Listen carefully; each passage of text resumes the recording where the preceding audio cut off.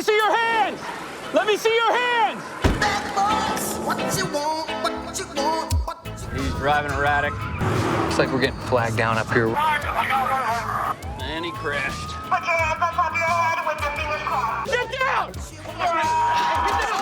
She tried to drive away with my car. What do you do for work? I'm a mechanic. That's what I was doing on the truck. You guys don't know her at all? Never met her in my life. Why did you run? How long you been a mechanic for? 40 years. Did you have permission to take this car? Did you clock in today and say, hey, I need you to come fix my truck because the lines are messed up? She just hopped out of my car, taking it. Do you desire prosecution of her? Yeah, man. When was it stolen? It was stolen today about 1. Yeah, that's him. That's him. You know what you did?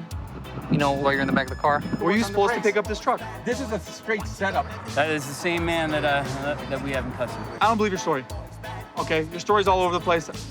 I'm not gonna go with it. I was trying to save myself and my sister. Do what you gotta do. It's okay. That's fine. All right. Take him into jail.